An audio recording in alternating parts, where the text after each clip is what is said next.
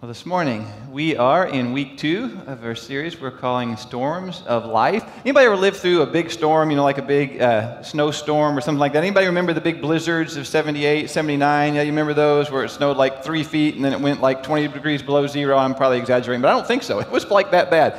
And I don't know, in Scottsburg where I grew up, they would like cancel school for the week. On Sunday night, they would just say, there'll be no school this week.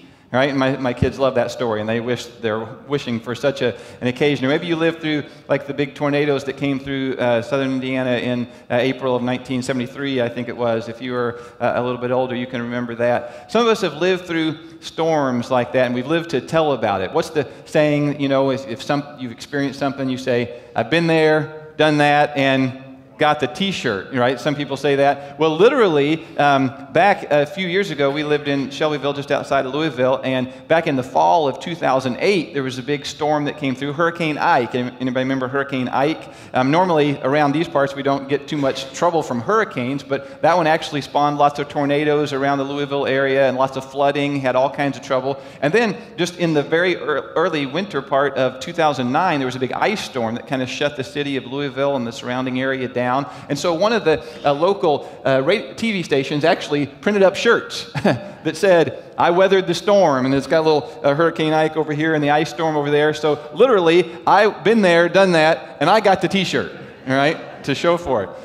Maybe you've been through some other kinds of storms, and there are other storms that we live through that might not involve snow and rain, but they involve life storms, and they leave things behind besides T-shirts. They might leave scars. They might leave wounds. Those are the kinds of storms that we're talking about here in this series about weathering the storms. Now, today we're talking about weathering family storms, and I think those storms can be among the most difficult to face. I know it's Valentine's Day, and so it might seem like an odd time to talk about family storms. And if on Valentine's Day everything is great at your house and everything's candlelight and roses and 4-foot teddy bears and lacy lingerie, then more power to you. All right, keep on keeping on and continue on. But if there's something that's not exactly right, if things aren't exactly perfect at your house, then hopefully what we can talk about today will help us when we are weathering those kinds of storms. Like I said, I think family storms are among the most difficult to withstand because when family is right, the marriage is a wonderful thing. Amen? Yeah. Men, this is your time. Yes, if you're sitting next to your wife. All right, it's a wonderful thing when things are going right. But when things are going wrong, all right, there's not much worse. All right? When things are going right at home, you can withstand almost anything else, can't you? If things are good at home, if everything's good, then it doesn't really matter what the world throws at you. You can kind of survive it, and you can kind of get past it. On the other hand, what's the saying? If mama ain't happy, ain't nobody happy? Well, it's true for Papa too, right? If Papa ain't happy, ain't nobody happy. If the family is not happy, ain't nobody happy. It doesn't matter what else good is going on, and how good your job might be going, or how good financially things are. If things aren't good at home, doesn't really matter. Family is such an important thing. That's why family storms are so difficult. Why is it that we seem to hurt most the people that are the closest to us? Have you ever noticed that? One reason I think it's so hard in families is because families know us, right? They know the real us. It's hard to hide them. We can hide the real us and the real stuff when we come here to church. We can put on a happy face. How many of you, have ever driven to church and, had an argument? Anybody? Right? But then you come in and everything's fine at church. But you find yourself just, you're coming to worship Jesus. And you find yourself with your hands around the neck of a small person that you say you love. Right? Or, you've got this incredible argument with your spouse. Rhonda and I never argue on the way to church. We drive separate. And it's a great tool. It's just, that's for free. Some of you might want to do that. But we never argue on the way to church. And we do argue sometimes. Inevitably, those arguments end when one of us says, "I'm sorry, Rhonda." And then we can go on. But marriage and family and the storms, they're difficult. They're hard for us to weather. And that's what we're going to talk about. Now, as I was thinking about this week, I came across this illustration, and I haven't been able to confirm it, but I'm told that kind of marriage and family struggles, it's kind of the difference between wild horses and wild donkeys. All right? Now, I'm told that when wild horses get attacked by wolves, right, that they come together, they put their heads together so that then they can kick the stuffings out of the wolves, right? But I'm also told that wild donkeys, on the other hand, when the wolves surround them, they back up to one another so they can see the danger, and then when they get attacked, they kick the stuffings out of each other, all right?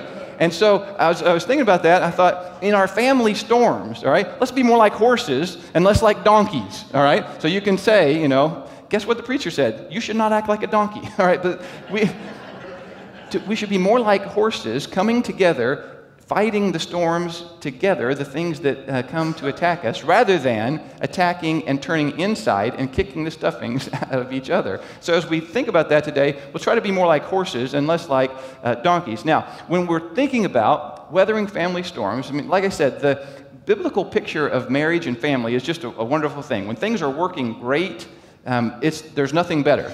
And Jesus told us how to kind of build a home, build a house that would weather storms. It was in one of the first sermons that he ever gave in Matthew chapter 7. This is what he said. He said, "Therefore, everyone who hears these words of mine and puts them into practice is like a wise man who builds his house on the rock. The rains came down, the streams rose, the wind blew." In other words, the storms came and beat against that house, yet it did not fall because it had its foundation on the rock. But everyone who hears these words of mine and does not put them into practice is like a foolish man who built his house on sand. The rain came down, the streams rose, the wind blew, the storms came and beat against that house, and it fell with a great crash.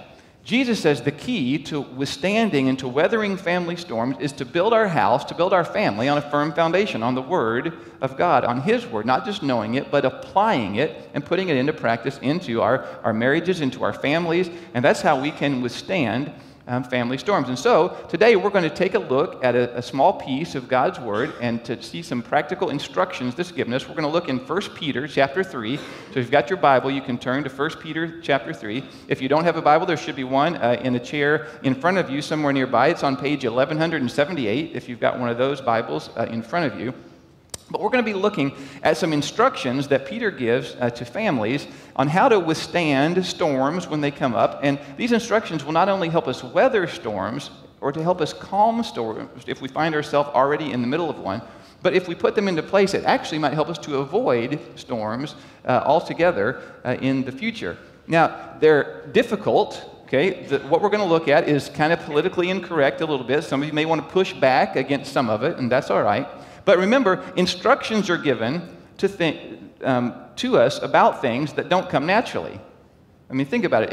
If things came naturally to us, we wouldn't need instructions on it, right? We would just normally do it. And so these instructions that Peter gives to households to kind of weather storms and to survive when the things go bad or avoid bad things happening in the first place, they might be difficult because they don't come naturally to us. It was G.K. Chesterton who said that Christianity hasn't been tried and found wanting. It's been found difficult and not tried. And I think some of the advice that Peter gives us about marriages and families are kind of that same way. It seems difficult, or it seems not like what our culture would say. It seems politically incorrect. Maybe it seems against our 2016 sensibilities, and so we don't give it a try. But every time it's tried, it works because God's instructions do work. Now, Peter gives these instructions to three separate groups of people, and we're going to take them in the order that he goes. He gives one set of instructions to wives. Any wives out there? Raise your hand, wives. All right. He gives another set of instructions to husbands. All right. And then he gives a third set of instructions to everyone, if you're an everyone. Okay. So there's something here for everybody today. And these were written to Christians, okay, so that's important to know, but it's also important to know that these instructions will work for anybody. So if you're not a Christian and you haven't decided to become a follower of Jesus yet, you can try these at home, and it's okay, and they will actually work. And so we'll dive in here to these instructions that Peter gives in 1 Peter chapter 3, verse 1. Again, we start with the wives. Wives, where are you? All right, wives, this is for you. Wives, in the same way, submit yourselves to your own husbands, so that if any of them do not believe the word, they may be won over without words by the behavior of their wives when they see the purity and reverence of your lives. All right? Now we're already in trouble, I know, all right, because we said the S word, all right? Submit. But before we hit that one, let's go back to the 3 words before that. What does it say? In the same way. Well, in the same way as what? If you go back the few verses before, it's in the same way as Jesus. Okay? So Peter is saying, wives, in the same way that Jesus submitted his will to God the Father and was submissive to death on the cross, in the same way, wives, you should submit your will to your husband. Now, that helped maybe a little bit, but it probably didn't help all the way, so let's go further, all right? The word here, when it talks about submitting, it's really the whole idea of respecting the design that God has put in place. Okay? God is a God of design. He's a God of order. Why he did things the way he did, I don't know. You can ask him when we get there, and we can all learn together. But the reality is that God put an order to things. He put an order to the universe. And the order that he put for families is that the husband was to be the head, is how the Bible calls it, the head of the household. What that means primarily is that the husband has the greater responsibility. The husband has the greater accountability to God. And so, Peter says, wives, submit, respect the design that God has put in place and the position of responsibility that your husband is in, particularly if your husband is not a believer. Now, theoretically, if the husband is a believer, then everything is easy, okay? And we're going to find that out just in a little bit when we see what the husbands are supposed to do. But wives, if you're married to a Christian, it's supposed to be easy. Right? We don't do it very good, but if we did it right, it would be easy, okay? But Peter here addresses women who are married to unbelievers. Could that be a cause of storm in people's lives, in people's relationships? So many storms at home are caused when one or the other spouse doesn't believe, is not a believer, and so they have different perspectives that they're coming out. And Peter says, wives, even if, maybe especially if, your husband is not a believer, submit to him anyway, not out of respect for him, out of respect for the design that God has. Ephesians 5:21 says that we are husbands and wives to submit to one another out of reverence for Christ. Not out of reverence for our husband or our wife. They might not be what you would call someone who is worthy, whatever that means, of respect. But Peter says, respect them anyway because of the design that God has. Is that difficult? Yes. But the question is, do we want God's best for our family? Now, you say, but my husband doesn't believe. I have to make him believe. I have to try to change him. And Peter gives us a recipe for that. He said, submit yourself to your own husband, so that if any of them don't believe the word, they may be won over. What's the next 2 words? Without words. So many women try to make changes with words, right? They try to change their husband with words. Husbands call that nagging, right? That's kind of the man word for that, all right? Peter says, wives, listen, if you really want good things to happen in your marriage, focus on your inner self. Focus on becoming the most godly woman you can be. In that way, you can win your husband without words when he sees your godly life, when he sees the change that God has made in your life, when he feels the respect. There's something weird about respect. God has just designed men to crave and need respect, particularly from their wife.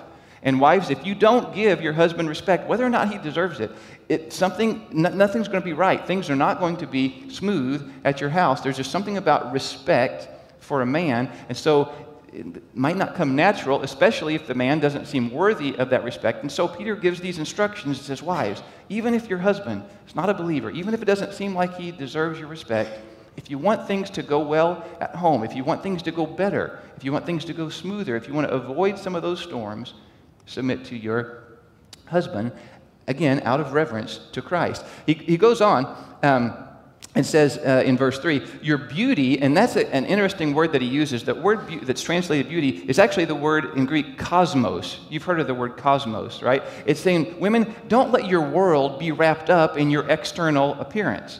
There's nothing wrong with looking nice on the outside, and in fact, we encourage that, but it says that your world shouldn't be wrapped up in outward adornment, such as elaborate hairstyles and the wearing of gold jewelry or fine clothes.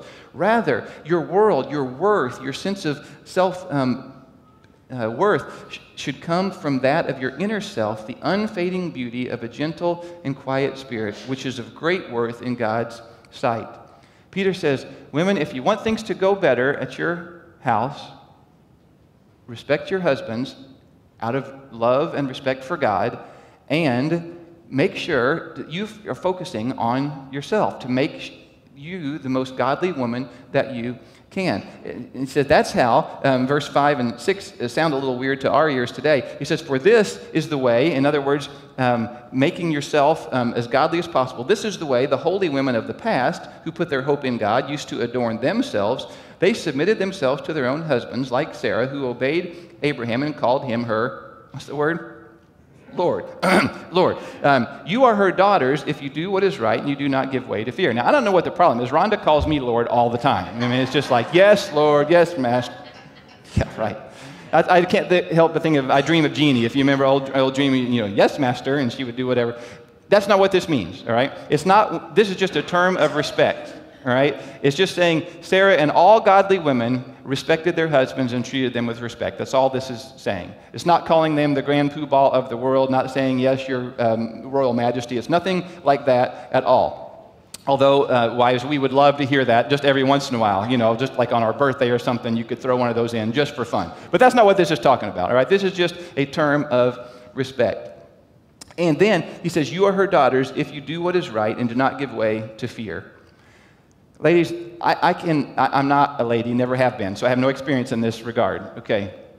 But I can imagine that this idea of submitting to your husband, particularly if he has not submitted himself to God, is a very scary thing for you. The questions we talked about last week, when fear comes, it's the bad fear. It asks questions like, yeah, but what about this? What about that? If I do this, what if this?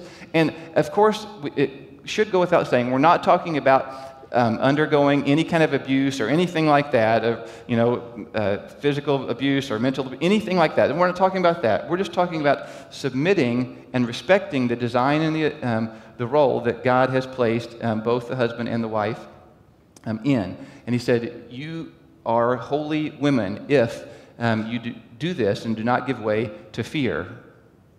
Let God take care of those fears as you submit to him. So women, to have a calmer family life, focus on living a godly life, focus on having your beauty come from within. And if you're married, that begins with respecting your husband. Not begin because he's great or even worthy of respect, but because of your respect for God and his design. All right? That's the instructions to women. All right? Difficult, okay? But if we want to have a smoother home life, this is what Peter says. Now, we move on to the men. How many are ready to move on to the men? All the women said, yes, quickly, move on, please. All right. Husbands, verse 7. Husbands, raise your hand. Where are you? All right, husbands, this is for you. In the same way, be considerate as you live with your wives and treat them with respect as the weaker partner and as heirs with you of the gracious gift of life, so that nothing will hinder your prayers. Now, we're not going to take this verse exactly as it comes, because we're going to first address the giant elephant that's right in the middle of that verse. Maybe you saw it. Ladies, did you see it? Okay. If not, maybe this will help. Right? Did you see the elephant there? Okay. Some of you are like, weaker partner. I'll give you weaker. Yeah, I just felt you. You were rising up in your seat, and you're like, I'll show you weaker partner. All right. Well, let's explain this one a little bit, okay, so we can get past it and see what the teaching really says.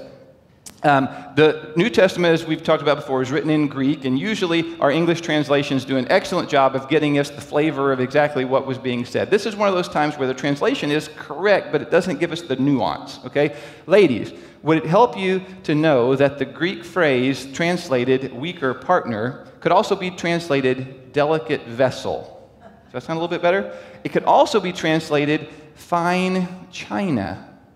Ooh. That sounds different. It's really the difference between Corelle and fine china. Now, you guys, you know what Corelle is, right? This is what you get at the Walmart or the Target. You can do anything to this. I mean, you can drop it, you can throw it down. You can do anything. This is the everyday, ordinary stuff, right? Nothing happens to this. On the other hand, this is china. This is a plate that we got for our wedding. I think we've used it like once. It's the special stuff. Right? It's delicate. You would never think of dropping it, because why? No, it's too valuable. It's something to be cherished. It's something to be protected. It's something to be given a place of honor. What do we do with a lot of this? We buy a special piece of furniture in our house so that people can see it. They can come over and go, ooh, look how pretty that is. Look how nice that is. And that's the picture, guys, of what Peter is saying of how we should think of our wives. They're not the everyday, ordinary stuff. They're not one of the guys, right? They're not somebody that you treat with disrespect. They're not someone that you throw down. They're not someone that you're cruel or abusive to in any way. No, our wives are a delicate vessel. They're fine china. There's something to be cherished. There's something to be honored. There's something to be revered almost and put in a very special place as that we can show everybody the beauty that is our wife. Now, wives, would it be okay if your husband treated you as a piece of fine china? Is that all right with you? Okay, that husbands, men, guys who are dating, that is the way a Christian man is supposed to treat his wife or his woman, as a piece of fine china. All right? So let's go on and see what actually Paul is saying to the men now that we know how we're supposed to treat our ladies, our delicate vessel that he has given to us. Look and see what he says. In verse 7, it says, husbands, in the same way, again, the same way as what? In the same way as Christ, okay? Your attitude also should be the same as Christ. And in the same way, be considerate as you live with your wives, and again, treating them as this fine china. Now, another translation there, what does this be considerate mean? All right? Another way to say that is, husbands should live with your wives in an understanding way. Or another translation says, husbands, dwell with them according to knowledge, or give thought to the way you live with your wives. All right? Husbands, we are supposed to give thought. We're supposed to think about how we live with our wives. We're supposed to think about how we can cherish them. We're supposed to think about how we live with them. To do it according to knowledge, in an understanding, considerate way. And sometimes that's easier said than done. Would you agree? Right? Sometimes it's just difficult to know. I heard about the story of a guy who was riding his motorcycle down the beach in California one evening, and all of a sudden the skies kind of parted, and in a booming voice, God spoke to him and said, because you have been faithful to me all these years, I would like to grant you a wish. And so the man thought about that for a minute, and he said, oh, that would be awesome. I would love a bridge from here all the way to Hawaii so I could ride my motorcycle to Hawaii anytime I wanted to. And God said, well, I'm God. I could do that, but that just seems like a pretty materialistic, selfish kind of a request. Think of all the resources, all the concrete, all the steel, everything that would be used that would have to, can't you think of something that would be, more beneficial for mankind and something that would be a little less selfish? So the man thought about it for a little bit, and he said, I've got it. I would like for me and all men everywhere to be able to understand women, to know what they're thinking, to know what they mean when they're giving me the silent treatment, to know why they sometimes burst into tears when I try to help, to understand what it's really like, what they really want, and how to make a woman happy. To which God replied, you want 2 lanes or 4 on that bridge? Okay, that's terrible. But the idea, the reality is, it's difficult, isn't it, guys? The reason it's so difficult, or one of the reasons, maybe the primary reason, is just because men and women are so different. Have you noticed that? Right? What was the book that was said, men are from Mars and women are from Venus? Well, how far is that apart? It's a long way. I looked it up, all right? Depending on the orbits, between 35 million and 222 million miles apart. That sounds about right, don't you think? Sometimes it seems like men and women are that far apart. We're just different creatures. I saw a Time magazine cover several years ago that was promoting this big, governmental study that proved, after millions of dollars, that men and women were different. And I'm thinking, do we really need a government study, to prove this? In other news, the sun will come up in the east. It's like, it should be so obvious to us that men and women are different. But guys, we can't just say, well, men and women are different, it's too hard, I can't do it. No, we are commanded to live with our wives in a considerate way, according to thought, according to knowledge, that we're to give thought to how we live with this beautiful, magnificent, mysterious creature that God has given to us called a woman. Right? And so we, as men, our job from God is to study, take a crash course on our wives, be a lifelong learner about our wives. What is it that makes her tick? Why does she think the way she does? If you don't know, here's a clue.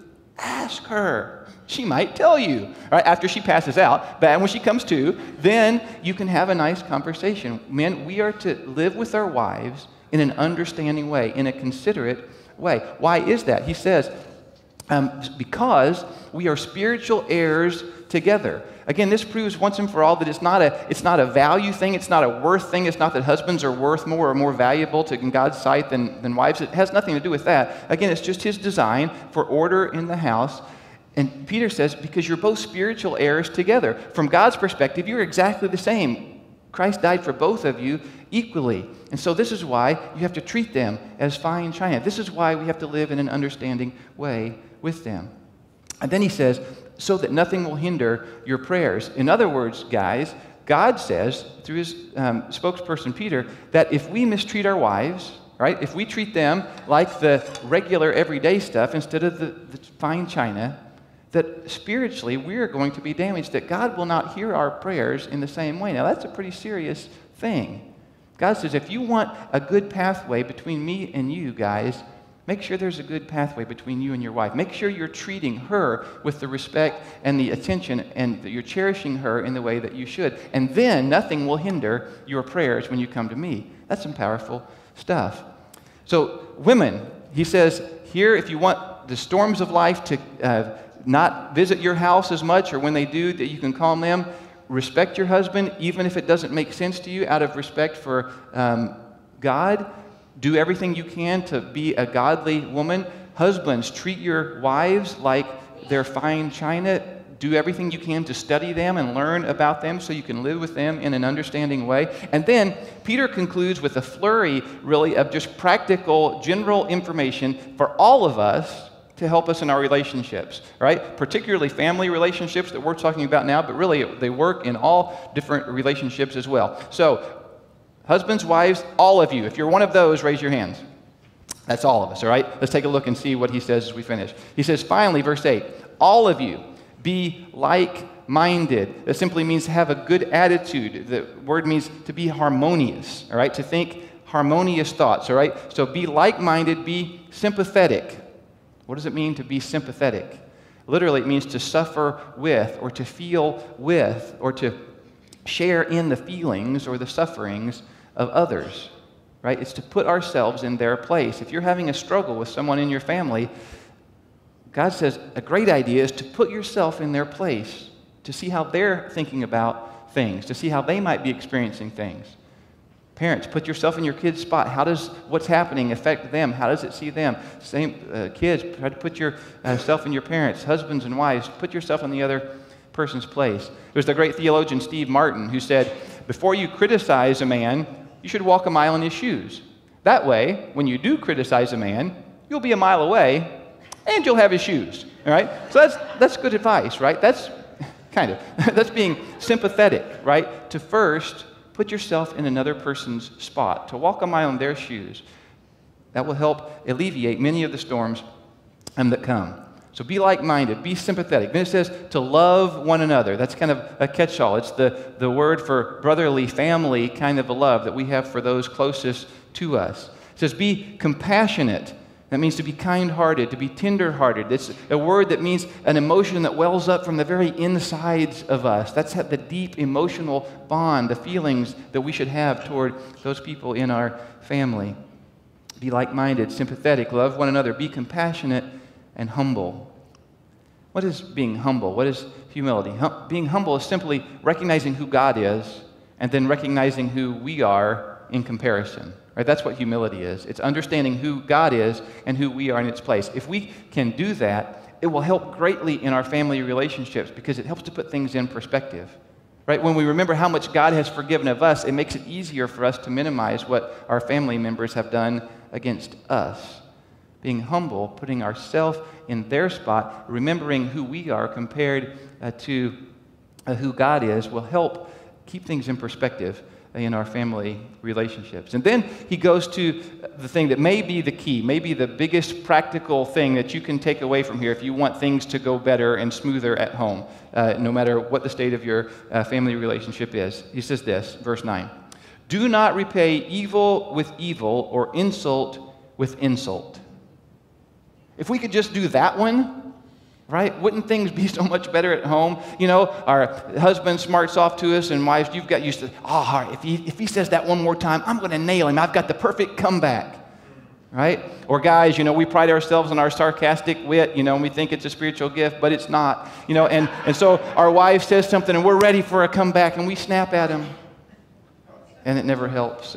And it always hurts. And it always takes things in the wrong direction and not the right direction. And if you want life to go better at home and life to go better in your relationships, don't repay evil for evil or insult for insult. Even if you've got the great comeback, just swallow it. I was reminded of the couple that had just had one of those fights as they're driving down through the countryside in the car, and neither one wanted to concede their positions, so they're both kind of clammed up and giving each other the silent treatment.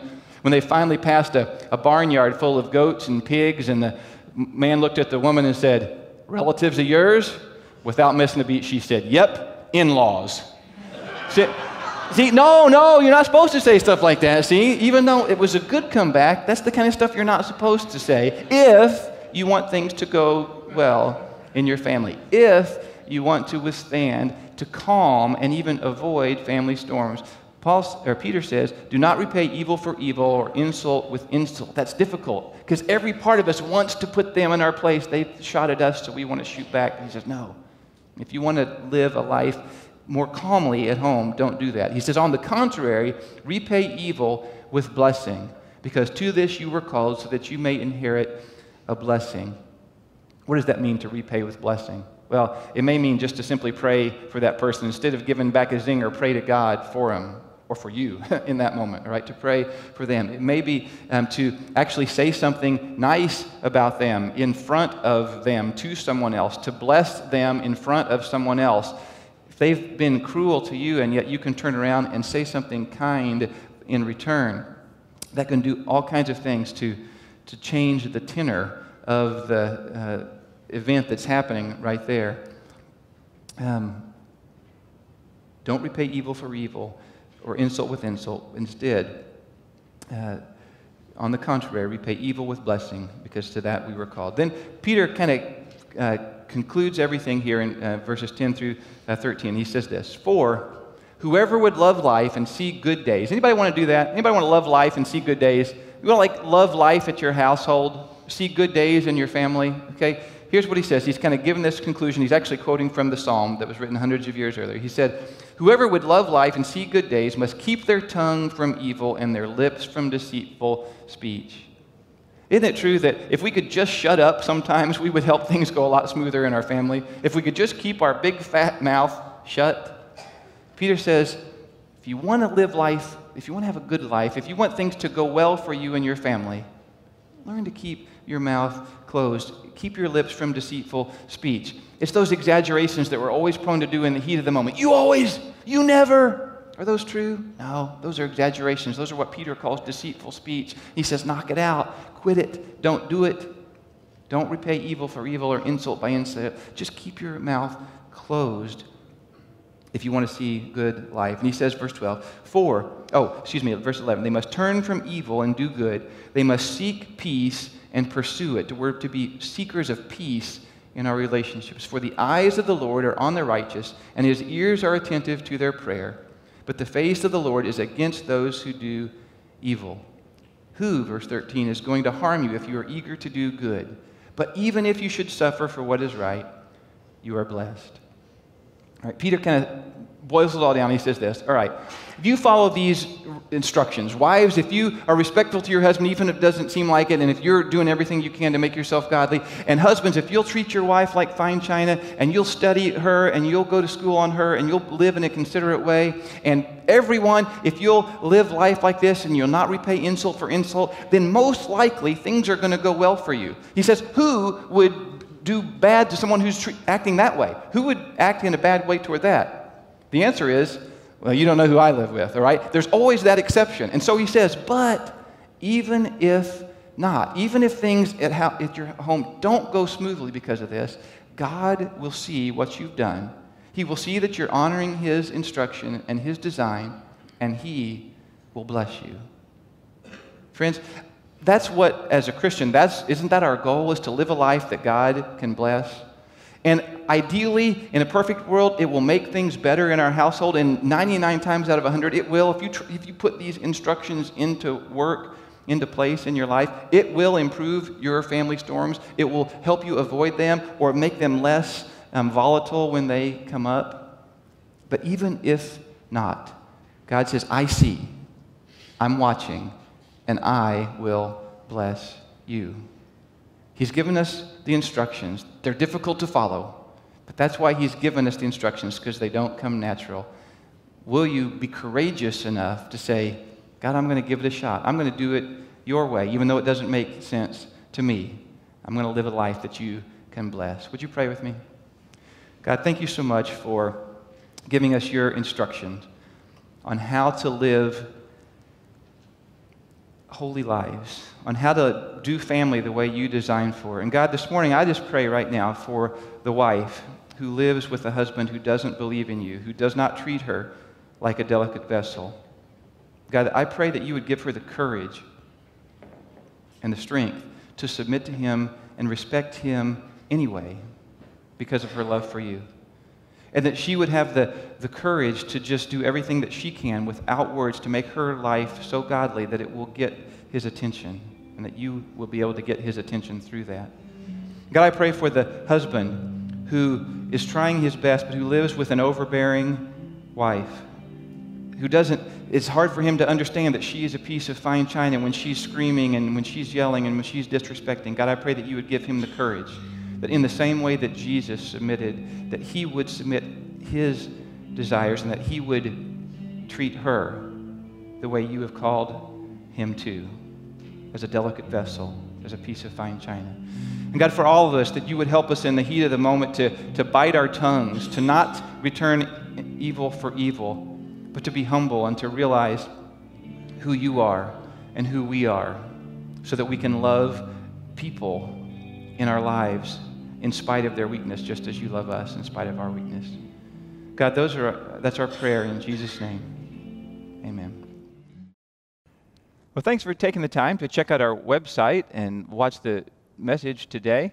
It's my hope and prayer that today's message will have encouraged you and challenged you as you try to take your next steps toward God. If you have questions about today's message or would just like to talk to someone about what it means to take your next steps toward God, I'd be happy to talk with you. You can reach me at the email address or the phone number on your screen. Otherwise, thanks for watching, and may God richly bless you.